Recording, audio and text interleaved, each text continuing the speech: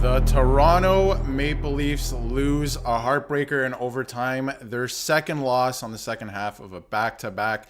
Nylander scores on the power play. The power play has finally scored and finally scored on the road. We're going to break all of that down. And of course, Anthony Stolarz, brilliant again.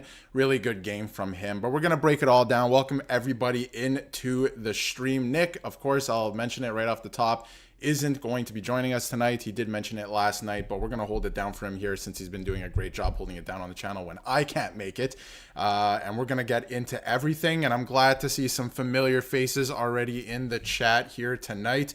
And we're going to get into questions, all of that. I have some fun stuff we're going to do on the stream tonight as well and look at, and some interesting stories. But yes, Jim, welcome in. We are going to get to our 3 stars. I mean, really good stuff from the Leafs, and I'm going to try my best tonight to read the comments and talk at the same time because it's going to be a little bit of a different dynamic. But yes, I think a lot of people are let down by that loss, and Domi, I can't defend it. I can't defend it. His jersey is on my wall behind me. Love Max Domi. I can't defend what he did in overtime. I have no idea what that was, and it was pretty upsetting, I will say, but we're going to get into it. But how are we feeling? First of all, I want to start with this. Let's get a Go Leafs Go in the chat, because you know what? At the end of the day, we're all Leaf fans and we want them to win. And I feel like they played a pretty good game on the second half of a back-to-back. And we're still looking at building blocks here. It's going to take them a little bit to get into the new system. We've been talking about it with Craig Berube. But yes, Merwenzi, thank you. I've been getting a lot of comments about my mustache, actually. So I've been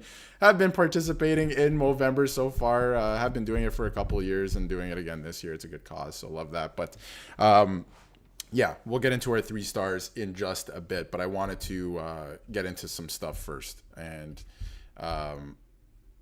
let's get into the box score from this game. And of course, we have Nylander with the only goal of the night, and it was a power play goal. We're going to get into that as well.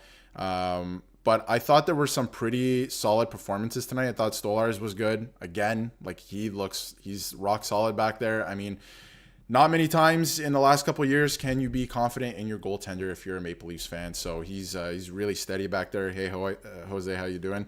Hey, everybody, what's going on? Welcome to the chat. Again, another loss, and it's a Sunday night. At least it's a little bit earlier this time, right? 6 o'clock start. And dark already outside with the time change yesterday. Hope everyone enjoyed their extra hour of sleep last night. But yeah, still some things to like. I like the physicality from the Leafs, and I thought, you know, it looked like they were running out of gas there in the third period, and definitely in overtime for sure. I don't know what that was by Max Domi, but yeah, a little bit of, you know, running out of gas, but I thought they played well and physically. I thought the second period was much better than yesterday's second period. At least you get a point out of it. Minnesota's a good team too. I think that's been lost in all of this. But yeah, before we get into questions, all of that, and the 3 stars, I want to get into, because a big story coming into tonight, they hadn't scored on the road on the power play at all, 0 times this year. And they're a league worst power play coming into this game, which is not good, 8.3%. Just terrible. And William Nylander scores to get the Leafs on the board on the power play. And it was their first power play goal since that game against the Tampa Bay Lightning on Amazon Prime, or Prime Video, I should say, since October 21st. That was a long time ago. That feels like ages ago in the National Hockey League. That is not good. And from Leafs' latest, with tonight's power play goal, the Leafs end an 0-for-23 power play slump on the road that stretched back to last year's playoffs against the Boston Bruins. Not good. And that was just 1 goal. And I'm going to break it down, the goal specifically.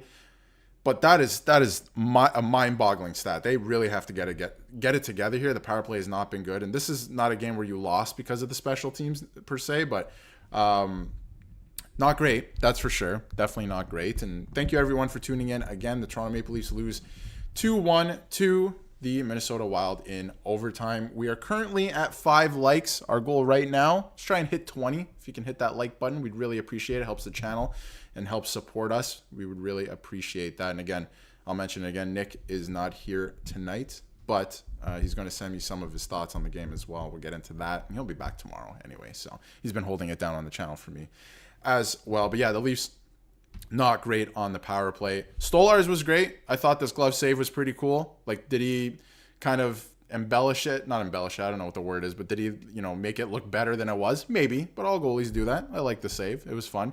And a pretty good story on Anthony Stolarz as well. I wanted to bring up that he thought that his NHL career was done. He was dealing with a lot of injuries when he was in Philadelphia, and he, made his way to the Florida Panthers after finding a way to be healthy, getting through those injuries, and ended up winning a Stanley Cup. And now he is the presumed starter of the Toronto Maple Leafs because that's just the way it goes. Shane, what's going on? Welcome to the stream, and obviously, I don't think we're all in pretty good moods here. Obviously, would have liked the win today. I thought they held their own in the game. I thought they stayed in it, that's for sure.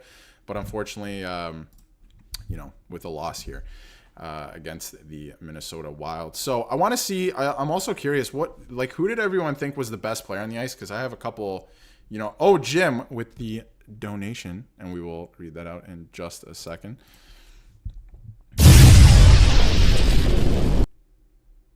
Jim says, becoming a huge fan of OEL and Patch's consistent effort.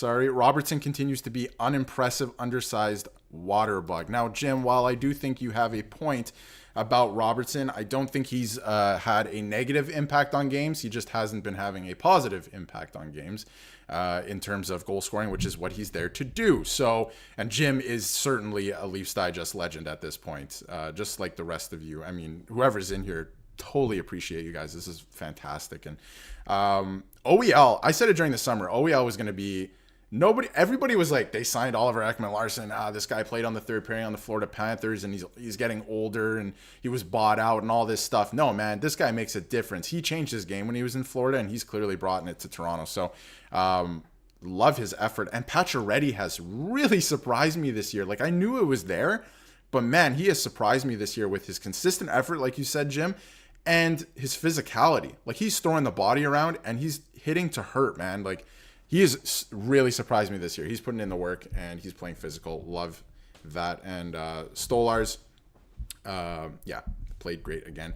Appreciate the donation, Jim. We're very appreciative of here on the channel here, and we're going to continue to do our thing after every game. Just assume that we're going live after every game at this point. But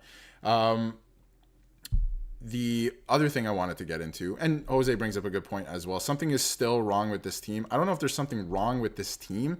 Like, are we all in agreement that, like, I am enjoying the way they're playing? The results just aren't following yet, and I think that's okay, because I was looking at like 15 to 20 games, we'll start to see things come together here, or not, and we'll know. Or not, and we'll know, right? For sure, like at that point. But I don't think this team is done either, and I don't think Brad Treliving's a guy to add at the deadline. I feel like he likes to build his teams early in the season, or in the offseason, I should say. And I think he did a good job of that. We still haven't seen Hakanpää play. Connor Dewar's coming back, right? Like, maybe those guys fit into the lineup and make things not different. Like, they're not going to score you goals, those guys, or anything like that. But I don't think this team is finished. I still think they're looking at everybody. And again, tonight, Holmberg comes out, right? Like, they're still trying a lot of things. And, come playoff time, do you want Nick Robertson on your third line, or do you want Holmberg there? Like, that's something we got to think about, right? But I don't think they're done yet. But we'll see. I'm not panicking yet. That's the point I'm trying to make right now, is I will panic if, like, around 2021 games, bad habits are still creeping up and they're losing games like this or like yesterday, right? If stuff like that happens, then I'll be a little bit worried, but there's going to be growing pains. They're playing a completely different style. And I saw something on Twitter tonight. Somebody was suggesting that maybe Austin Matthews is hurt, and that's why he's not scoring like he did last year. I don't think that's true. I think Matthews looks fantastic. I thought he looked fantastic tonight. Really, like, in all areas, especially offensively. He was driving play, got an assist. Hey, Jay, how you doing? I'm good. Thank you for asking. But I thought he was driving play, and I think he's looked fantastic this year. It's just a different style of play that they're trying to get used to. These guys are not used to this. Look what Matthews did yesterday, going after somebody for hitting his teammate. That would have never happened 2 to 3 years ago. Not a chance, and it's happening. So OEL doing that again tonight. If a guy falls on your goalie, maybe he didn't try to do that, but don't fall on my goalie. I'm going to punch you in the head for it. I'm not saying that's right either, but that's what happens, right? The teams that we see go far, the Floridas of the worlds, like, they do these things. But so let me get into a few of these things. I think sacrificing scoring, high scoring, like not scoring 70 goals in regular season, and being able to get 3 rounds deep in the playoffs because you've changed the way you played, is a good thing. Ovi did it. I keep bringing it back to that. Ovi and the Washington Capitals did it, and they won a Stanley Cup. I keep looking at that. So We will see. I think Vetrano would be fantastic. I'm so on board with that. They would have to make the salary cap work. Huge fan of that player. Good on the power play. He knows how to play in the playoffs. He can score in the playoffs. He's done it before, especially his go look at his stats from his last playoff run with the New York Rangers, excuse me.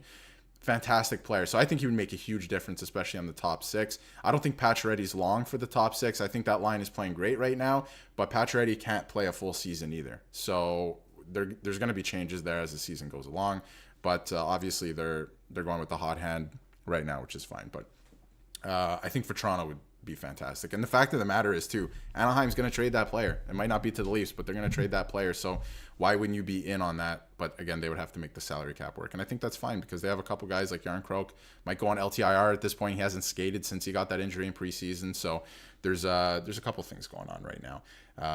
But thank you everyone for joining this post-game reaction to another loss, second half of a back-to-back. And I'm curious on everyone's thoughts about this game specifically. Do you think this was a good effort on the second half of a back-to-back? Let's get like a yes or no going in the chat. I think it was a good effort on the second half of a back-to-back. And again, thank you everyone for joining the stream. We're currently at 12 likes. The goal right now, let's try and get to 20. We're 8 away. Let's try and get to 20. We really appreciate your support here on the channel. And yeah, I think like Shane's saying, Joshua has been saying, it's been a similar rumor for a long time now. I think Shane is on it. Like adding a 30-goal guy and a guy who can score in the playoffs and knows how to play in the playoffs is a no-brainer to me. You just have to make the salary cap work. So we'll see what happens with that. And on the other side of things, like I see a lot of trade rumors where it's like Leafs get great player in return for nothing, and it doesn't make sense. And in this trade, I'm like, if you trade them Robertson, I think they could really use a guy like Robertson, right? Like he's younger, he's out to prove something. He can get a lot of playing time there. I think that makes sense as kind of like a groundwork for a deal. So I think it would be interesting. But the C is not why Matthews isn't playing good. This is from Blake Sim. Playing good. I'm liking Matthews' play.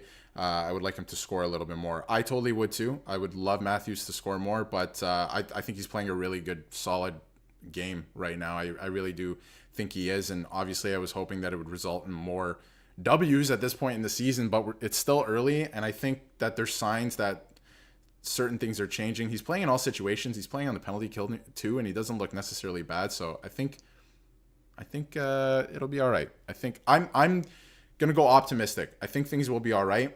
After 20 games, I'll panic. But I've been saying since the start of the year, let's give it 15 to 20 games before we start panicking, because they need a good amount of time in games to get up to speed with new systems and stuff like that, and the way that Craig Berube wants them to play.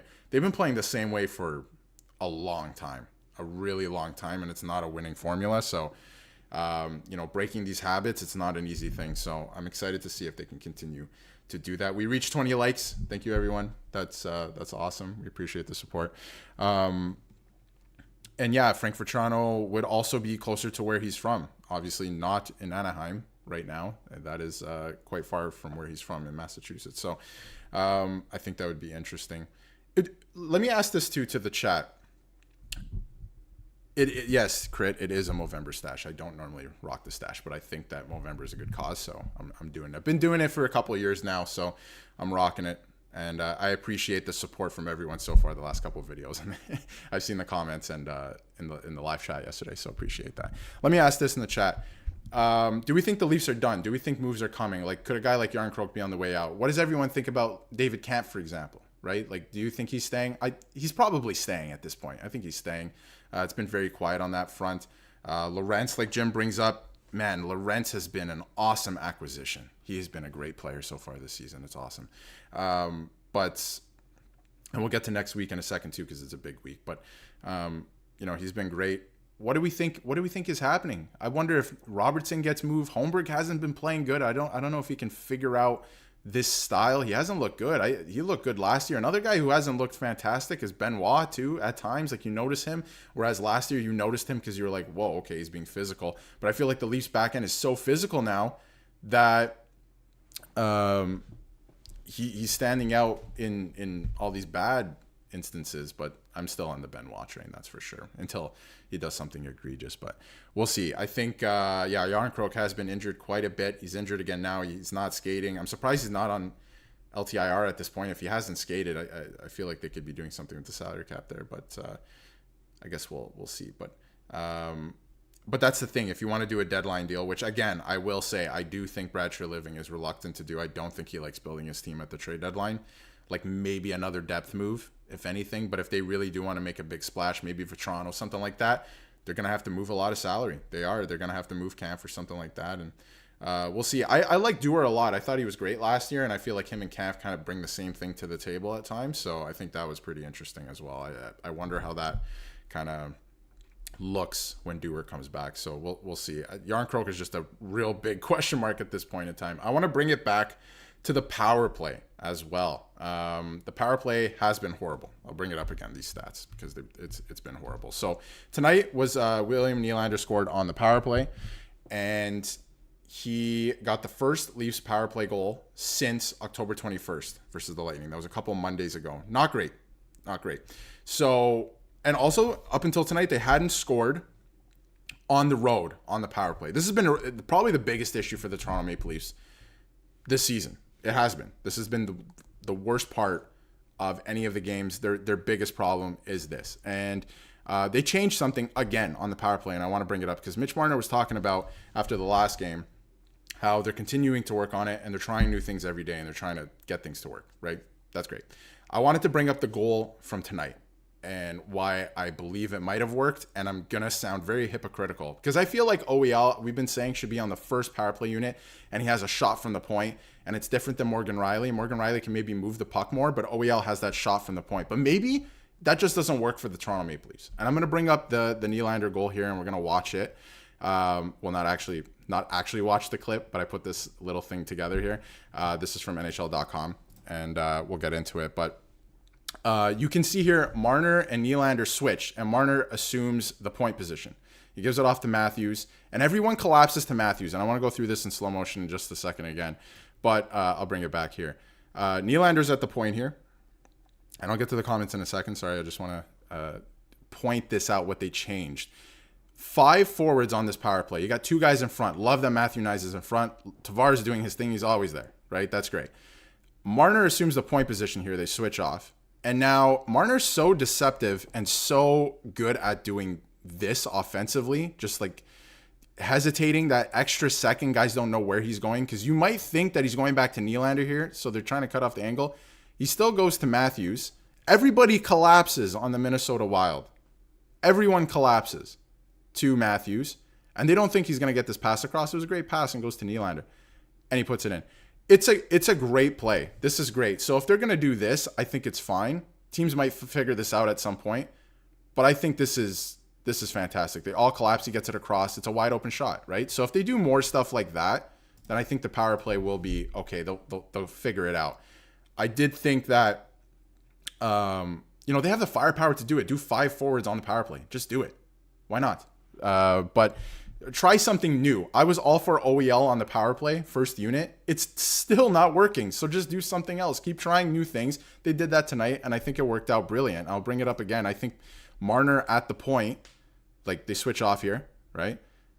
This is perfect here because the Wild players, and it kind of looks weird because 32 is the goalie, but the Wild players have no idea what this player is doing, what Mitch Marner is going to do here.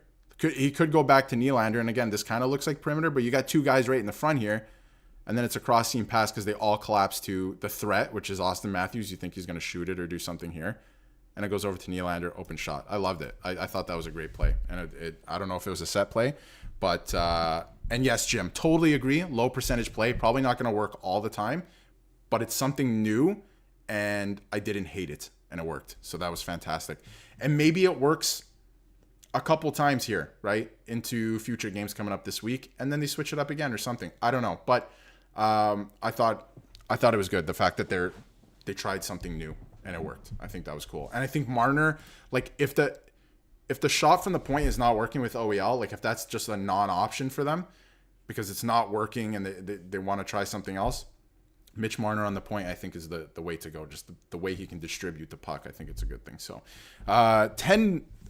donation from Robert. I'll get to it in just a second here. I'm looking for it.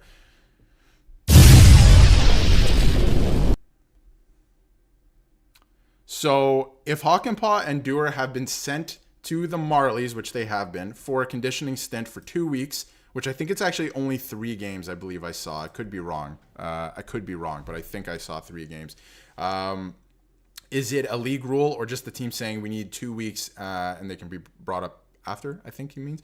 But I don't think it's a league rule. I think the team is allowed to do this because they've been on LTIR, so they don't just throw the players back into the lineup in the NHL. I think the team is allowed to do this. Again, I really don't think it's a league rule. I think it's a team thing that they wanted them to go down to see what they have. Connor Dewar scored on a breakaway the other night as well. Or I think it was last night or Friday night, something like that. They were playing in Cleveland, the Marlies were, and scored on a breakaway. So I don't know. We'll see what happens when they come back into the lineup, which will be in probably 2 more games. At some point, I think at the end of this week, we could see them this weekend, I think. I believe I saw 3 games or 7 days, something like that. We could see them like against the Montreal Canadiens if they want. Like if we could see Hockenpah against the Montreal Canadiens. We'll see, right? Jack Eye's there. Reeves might play. Should make for an interesting game, but I think we could see Hockenpah for sure. But again, great question, Robert, and thank you for your donation. Me and Nick and I really appreciate it. Thank you so much. I get through a couple of these here from Shane. My biggest complaint this year is they try to get too cute. Yes, they wait to do a TikTok toe every play. And they did that last night too in the final minute. And it drove me crazy because you just get it to the net, please. And just get guys in front and rip shots in the net. Keep it simple. Yeah, no, none of these passes. It doesn't have to be. None of it has to be a TikTok edit every time. It doesn't. You know what I mean? Like, just get it to the net. Get these rebounds. Get the dirty goals, man. Like, just put the puck in the net. It doesn't have to look pretty every time. I totally agree with that, Shane. Too much perimeter play, too cute. Berube said, I don't want to call it too cute at the start of the year. It's exactly what it is. It is exactly what it is. They got to change it a little bit. Tonight was encouraging. And I thought they had another power play they didn't score on. I thought it looked fantastic too. I thought like they looked dangerous. They were generating chances. So that's encouraging because you're not going to score on every power play, but you have to score on a power play. Like they literally have not done that on the road this year until tonight. So,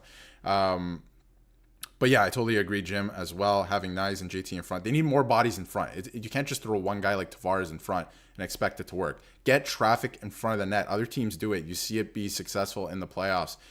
Get traffic in front. Really, like just get everyone there and trying to get shots in front and get a dirty goal. It's just the way it is.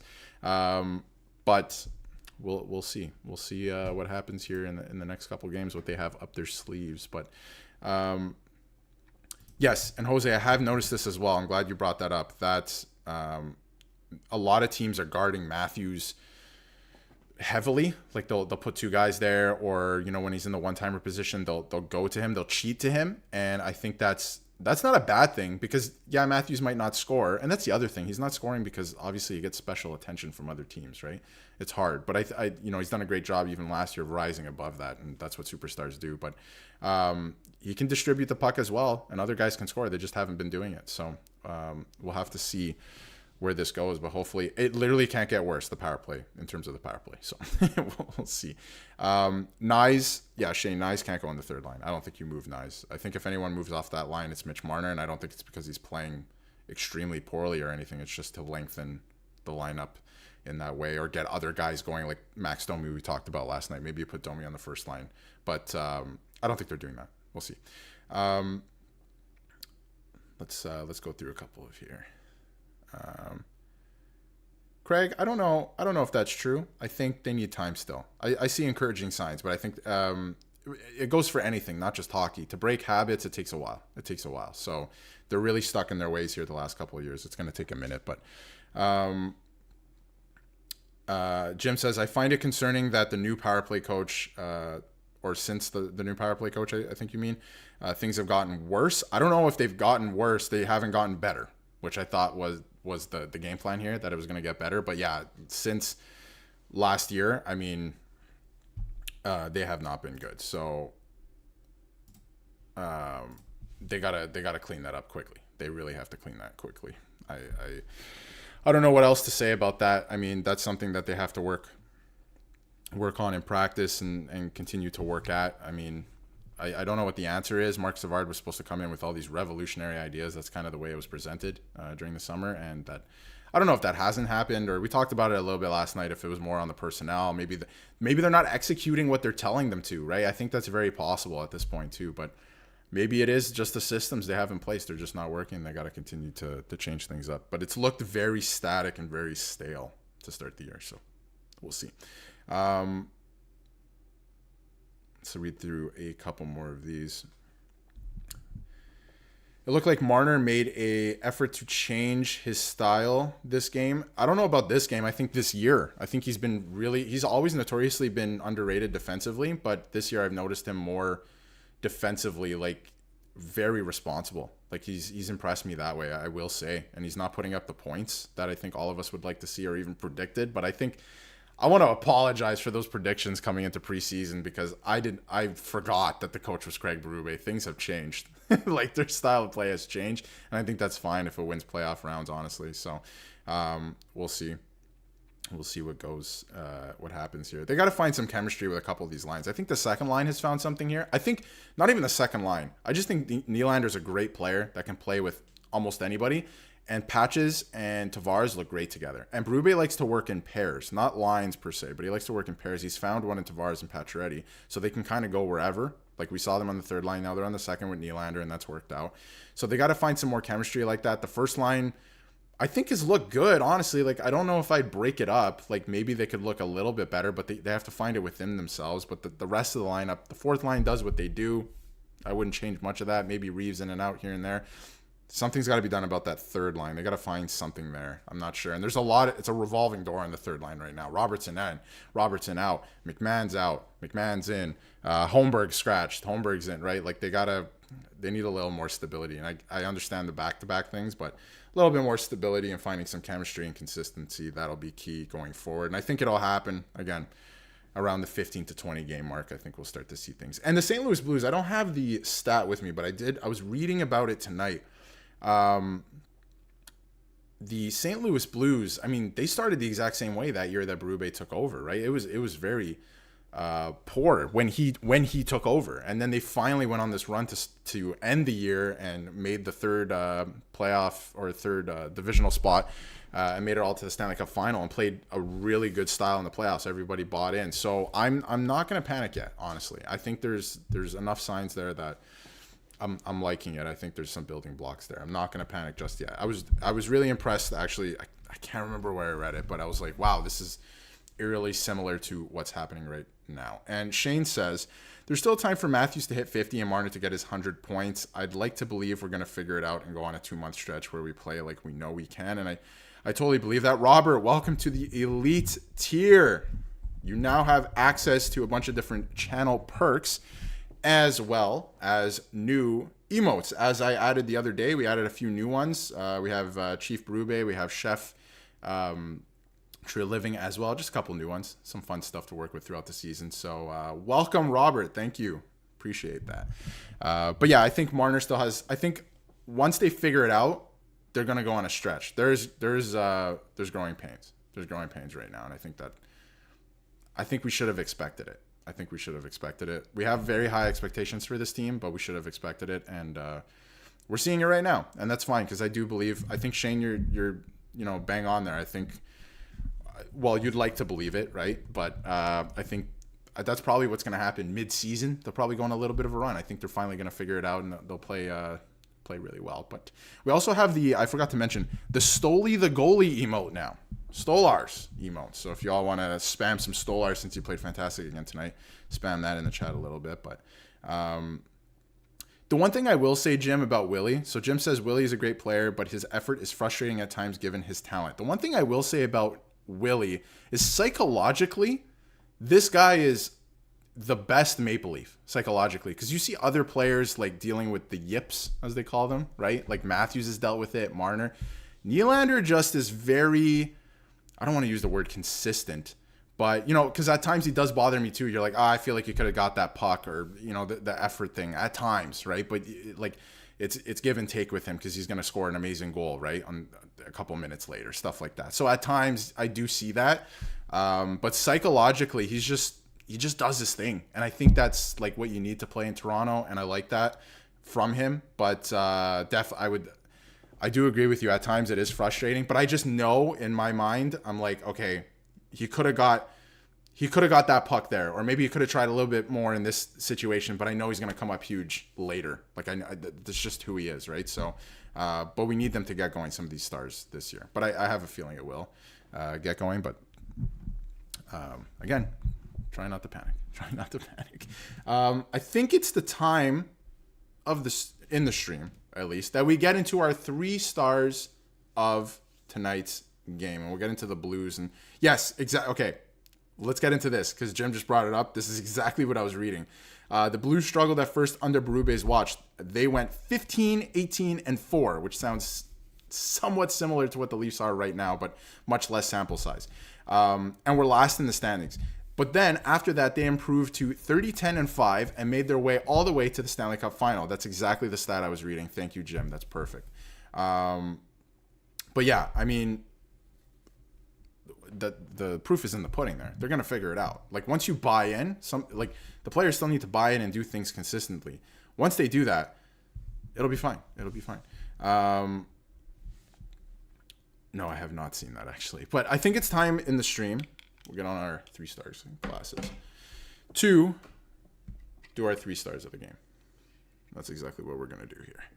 So, Nick is not here, unfortunately, today, so I'm just going to rifle them off. And I would like to see everybody's 3 stars of the game in the chat as well. We got the 3 stars glasses on for this. And I'm going to go with my 3rd star. My 3rd star tonight is going to be Oliver Ekman-Larsson for what he did when, I can't remember who it was, fell. It might have been Ryan Hartman on Anthony Stolarz and bring the physicality. And he's just been pretty steady all season. I like what he's brought. I like what he brought again tonight. So Oliver Ekman-Larsson is going to be my 3rd star of this game. My 2nd star of the game is going to be Anthony Stolarz. Came up big in a couple circumstances tonight. A couple penalty kills where he made some big saves.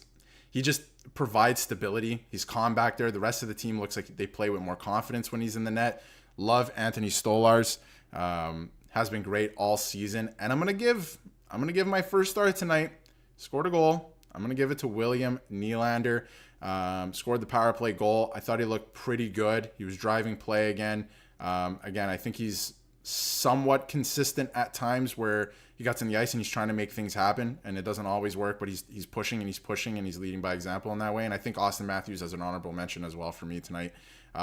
Super noticeable for me on the boards, board battles, all that stuff. Really stood out for me tonight in that way. So those are my 3 stars of the game, and I'll get into some of the suggestions here in the chat as well. But yeah, I think OEL. I think even Nyes is an honorable mention as well. But yeah, Stolarz has been great this season. I mean, he's the starter at this point. We just need to know if he can play that many games. If he can play that many games, right? Like, they might need him to play 45, 50 games at this point because Woll, unfortunately, he got hurt, and he should, it would have been nice for him to start the season, but unfortunately he didn't. And yeah, Nyes has been great, man. Nyes is really fitting into exactly what we thought he was going to be, right? And he came in that first year. Nyes is interesting to me. Came in the first year, and it was like, whoa, look at this guy. He actually doesn't look out of place at all. He can play in the NHL, in the playoffs. He's a power forward. And even got, that goal against Florida. Everybody was feeling good about him. He helped get the overtime winner to send the Leafs to the second round. He's an interesting case. But,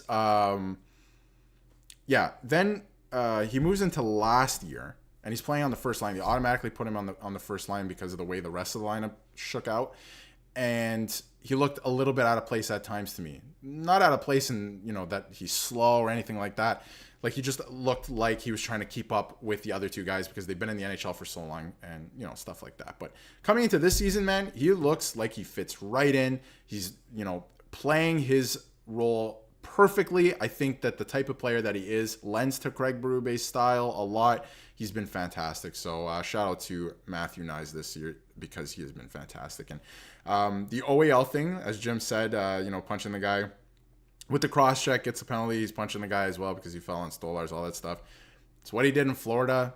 Florida does these things. Don't touch my goalie. Can't mess with our guy. Stop running around, all that stuff. You know what? It adds up in the end. These are the things that you need that the Leafs have been lacking the last couple of years. And sometimes, and I love it when they're like, I didn't do anything. Like, why am I getting a penalty? And even Berube was freaking out. Like, we know what you did, man. It's a penalty. Might not have been a penalty in Florida, right? I've seen a lot of that as well, and that could be true to a degree. But yeah, it's a penalty. But sometimes you gotta have that. But yeah, Nyes and Owe. I think Nyes as a jersey buy is awesome.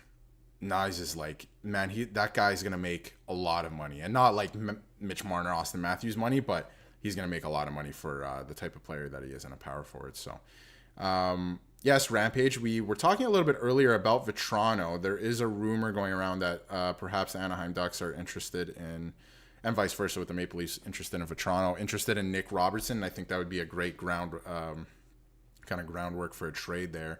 Obviously, there would have to be more involved. The Leafs would probably have to add in a draft pick because Vetrano's a 30-goal scorer and been in the league for a long time. It would be a real upgrade there for the second line at least. And I think, it would be a great groundwork for a trade. I've heard Brock Nelson thrown around. There hasn't been anything concrete. Again, it's just rumors. I've heard it thrown around. But I feel like the Islanders think, I don't know if it's true, but I think they think they're in the mix and they're going to make the playoffs and probably want to hold on to a player like that. But I think that's another guy like Vetrano. If you're asking me between the two of them personally, I like Vetrano a lot more. I really do, and what he did for the Rangers that 1 year in the playoffs. But and what he can do with some of the Leafs players. Like, imagine Vetrano on the left and Nylander on the right. That's crazy. I don't know who would play center, but that could be cool. And I'd rather Vetrano, but I have heard something about Brock Nelson. But I feel like, obviously, Anaheim, New York Islanders, Anaheim's not great and know that they're probably not going to make the playoffs. So, but yeah, I think that's where that's at. But all in all, anything else? Any final thoughts? I think we're going to wrap it up here soon. The Leafs lose again on the second half of back-to-back 2-1 in overtime to the Minnesota Wild. Crazy giveaway in overtime by Max Domi. He had a breakaway. He pushed it too far ahead of him. He was getting too excited, and then the Wild got a breakaway out of it. So, not, pretty unfortunate. But any final thoughts? We'll wrap it up here soon. And let's not get into Marner contract discourse at this point in the stream. Let's not do that. But any final thoughts on the game or where the Leafs are going, the power play, anything like that? Because I thought that they switched it up tonight and it looked pretty good. But I'm not sure. Like Jim brought up, great point, low percentage play. And it was even tonight. It just happened to get through that pass. But they're changing things up and trying new things. And it worked tonight, but they got to get going. They got to get going. From Carmelo, how do you guys feel about the Leafs start with Berube as coach? Underwhelming. For me, I think coming into the season, I had high expectations for a lot of players, and it hasn't happened yet, and the team. And have a good night, Marshall. Thank you for tuning in. And thank you, Shane, as well. Nick will be back. Nick does a lot of holding down the fort without me as well on the channel over the last couple months. So shout out to Nick for sure. But I think it has been underwhelming because you would appreciate a couple more wins. But I think that, once they all buy in and they start playing his style and they're really, doing the small detailed things, I think things are going to click and they're going to start winning games. I really do. And I think it's just a different mindset. They have to get into a different mindset. And once they're able to do that, and it takes time for a collection of guys for that to switch, right? We saw it with different teams before. We saw it with the St. Louis Blues. And then they won the Stanley Cup. So I'm not ready to panic yet. Underwhelming, maybe. Disappointing, maybe, because you'd like to see a couple more wins, but I think their time is coming. I think they're going to figure it out. That's for sure. But we'll see. I think there's definitely a mentality change so far that they're trying to implement, and you see it in games. Like, they're playing differently. And they're not losing for a lack of trying. They're throwing hits, right? Like, I feel like the games are more physical, and they're definitely in the games more than before. So I like that. So I think that's great.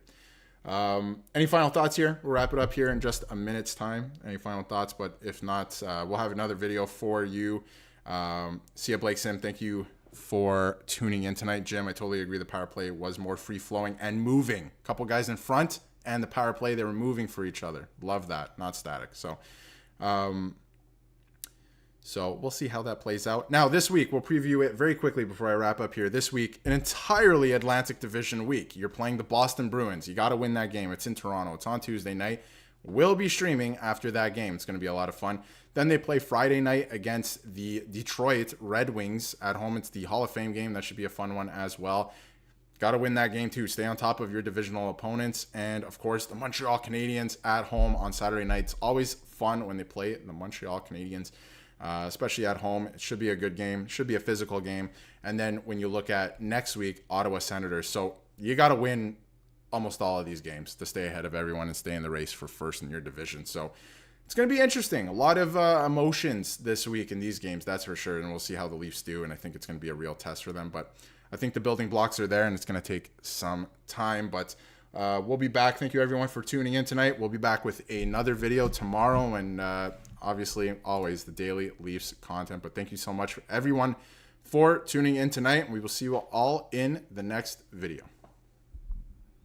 Leafs Digest, your daily dose of gold.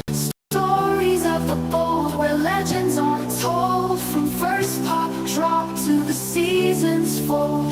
Tune in and watch the drama unfold.